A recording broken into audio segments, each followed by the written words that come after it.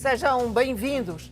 O primeiro carregamento de cereais da Ucrânia já está a ser descarregado na Etiópia e vai começar a ser distribuído nas próximas semanas. Vai apoiar um mês de assistência do Programa Alimentar Mundial a mais de 1,5 milhão de pessoas deslocadas pela seca e pelo conflito. Com 20 milhões de pessoas a precisar de ajuda alimentar na região, é ainda uma gota d'água no oceano, mas verdadeiramente um recurso essencial. O Programa Alimentar Mundial já tinha anunciado a chegada ao porto de Djibouti de um navio fretado pelas Nações Unidas com 23 mil toneladas de trigo ucraniano para a região do Corno da África, que atravessa uma seca histórica. O navio deixou o porto ucraniano de Pivdeni a 16 de agosto, depois de um acordo assinado em julho por Kiev e Moscovo, sob a égide da Turquia e das Nações Unidas, o que permitiu a exportação dos cereais ucranianos bloqueados devido à guerra entre os dois países. E o porta-voz da ONU anunciou que a iniciativa Grãos do Mar Negro, apoiada e supervisionada pelo Programa Alimentar Mundial, vai servir para ajudar os mais de 20 milhões de pessoas que necessitam de apoio alimentar. WFP says the grain will support 1 month of assistance for over 1.5 million people who've been displaced by drought and conflict. The grain is currently being unloaded in WFP's main warehouse in the city of Adama and will be distributed in the coming weeks. Conflict, drought, and rising costs of driving food insecurity across Ethiopia. With 20 million people in need of food aid in Ethiopia, the World Food Programme says supply chain stability is critical to its work. Also in Ethiopia, we're being told by our humanitarian colleagues that fighting in the north of the country continues to impact vulnerable people and the delivery of aid. Em Moçambique, pelo menos 6 pessoas foram decapitadas, 3 sequestradas e dezenas de casas incendiadas por grupos terroristas em 2 distritos de Cabo Delgado e noutros 2 já na província de Nampula, onde uma freira italiana foi baleada mortalmente. O presidente moçambicano lembrou que a insurgência, que começou as suas ações há 5 anos na província de Cabo Delgado, tenta agora migrar para outras zonas do país. Filipe Nyusi diz que é preciso impedir que os grupos armados se espalhem para outras províncias. E é em Moçambique que está o alto representante da União Europeia para os Negócios Estrangeiros e Política de Segurança, Josep Borrell, que reagiu com preocupação ao alastramento da violência extrema no norte do país. Borrell condenou o ataque à missão católica no distrito de Memba, na província de Nampula. O vice-presidente da Comissão Europeia iniciou a visita de 2 dias a Moçambique, num dia em que foi também aprovada a disponibilização de 15 milhões de euros para apoiar militarmente a missão da Comunidade de Desenvolvimento da África Austral, que combate o terrorismo na província de Cabo Delgado. Unhappily, my visit coincides with the killing of 6 people in Nampula province just yesterday. I hope it's not going to be any relationship between my visit and this attack. But in any case, I took good notice of this, because this attack and this killing of these 6 people is a stark reminder that the fight against terrorism is not over and that unhappily is spreading out of Cabo Delgado region. A União Europeia prolonga a sua missão no Níger por mais 2 anos. A missão UECAP Sahel ficará até 30 de setembro de 2024, com um orçamento de mais de 72 milhões de euros. Esta missão foi lançada em 2012, com o objetivo de ajudar a estabelecer uma abordagem integrada, coerente, sustentável e baseada nos direitos humanos entre os vários intervenientes na segurança nigeriana, na luta contra o terrorismo e o crime organizado na região.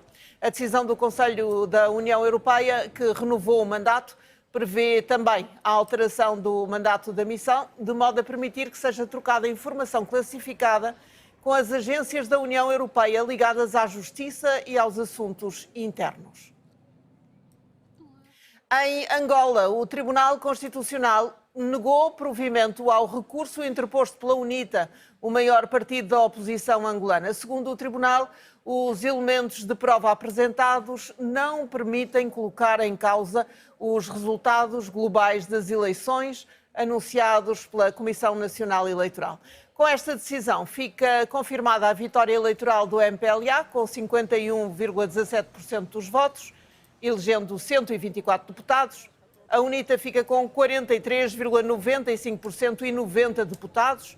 E o PRS ocupa a terceira posição com 1,14% dos votos, 2 deputados. No acórdão é também recusada uma auditoria externa ao processo, porque o Tribunal Constitucional considera que a CNE tem mecanismos próprios e é um órgão de administração pública independente do governo e está vinculada ao princípio da legalidade administrativa.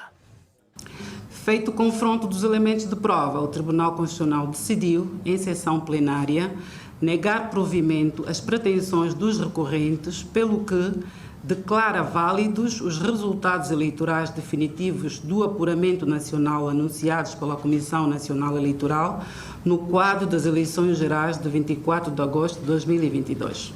Realçar que os acordos do Tribunal Constitucional em matéria de contencioso eleitoral são inapeláveis, pois esta Corte é a última instância de recurso nos termos do artigo 6º da Lei Orgânica sobre as Eleições Gerais, pelo que transitam automaticamente em julgado. O presidente de Angola vai tomar posse a 15 de setembro. A data foi conhecida depois do Tribunal Constitucional ter confirmado os resultados eleitorais e a vitória do MPLA. A cerimónia de tomada de posse de João Lourenço irá decorrer em Luanda, na Praça da República. E o Parlamento da Guiné Equatorial aprovou a antecipação para novembro da eleição presidencial, originalmente prevista para o início de 2023, coincidindo assim com as legislativas e as municipais. A justificação para a mudança reside no contexto das restrições económicas significativas que o país enfrenta. A decisão, aprovada pelas duas câmaras do Parlamento da Guiné Equatorial, já foi transmitida ao presidente do país, Teodoro Obiang Nguema Mbasogo. Obiang, de 80 anos, é o presidente há mais tempo no poder, liderando há 43 anos a Guiné Equatorial. Organizações não governamentais internacionais têm denunciado regularmente a repressão de qualquer oposição no país. Foi encerrada a investigação ao papel do exército francês no genocídio do Ruanda. A justiça não encontrou evidências de que elementos das Forças Armadas francesas possam ter desempenhado um papel no genocídio de 1994. O Ministério Público francês decidiu, por isso, não reabrir o caso. Em 2021, uma comissão criada pelo presidente francês concluiu que a França estava cega em relação à sua atitude colonial no continente africano e em relação aos eventos que levaram ao genocídio. Na altura, Emmanuel Macron assumiu uma responsabilidade séria e esmagadora pelo silêncio da França num genocídio que vitimou 800 mil pessoas. E o presidente do Ruanda acusou Paris de cumplicidade no derramamento de sangue. O presidente da União Africana, Macky Sall, saudou a memória e o excepcional percurso da Rainha Isabel II de Inglaterra no dia da sua morte, num gesto que foi repetido a título individual por diversos líderes de nações do continente africano. Foi no Quénia, em viagem oficial, que Isabel, de 25 anos, soube que se tornara rainha em fevereiro de 1952.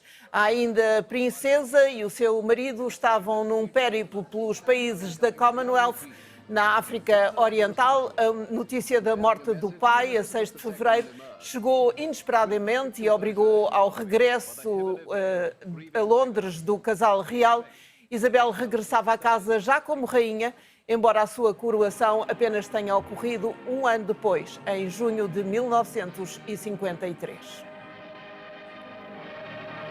Os nigerianos conheceram a rainha num momento crucial. Isabel II visitou a Nigéria pela primeira vez em 1956, 4 anos antes do país se tornar independente do Reino Unido. A chefe da Commonwealth reconheceu todos os territórios no continente, menos os Camarões e o Ruanda, 2 dos membros mais recentes. The Queen has lived like she was never going to die. And for the period of her reign, generations over generations came to meet the Queen of England. It was the Queen who was here in 1960. It's a great pity, and it's a strategic loss to the whole of Great Britain and entire West African proficiency, particularly Nigeria. On our platform, Nigeria got an independence that I will ever remember her for. 1995 foi o ano de uma das visitas da rainha inglesa à África do Sul, aquela que teve maior peso simbólico. O país tinha acabado de sair do regime do apartheid e Nelson Mandela era presidente. Depois de algumas reservas, a rainha acabou por se congratular com o facto do apartheid estar a morrer no país. E na cidade do Cabo, há quem lembre uma altura especial que a rainha ali passou em 1947. For me, it's just sad. I can't really say I take it personally, but I mean, it's sad for people around the world and especially for... May her soul rest in peace, Shane. May her soul... London has lost, you know, a very big person. Of course, we remember that the Queen had a special relationship with Cape Town. It was here in 1947 that she celebrated her 21st birthday and made what is probably remembered as one of her most, if not her most famous and well-remembered speeches, in which she pledged a lifetime of service, no matter how long or short she lived. In the end, she lived a very long life of dedicated service to her nation. É tudo nesta edição. Muito obrigada por nos ter acompanhado. Fique bem, tenha um bom fim de semana.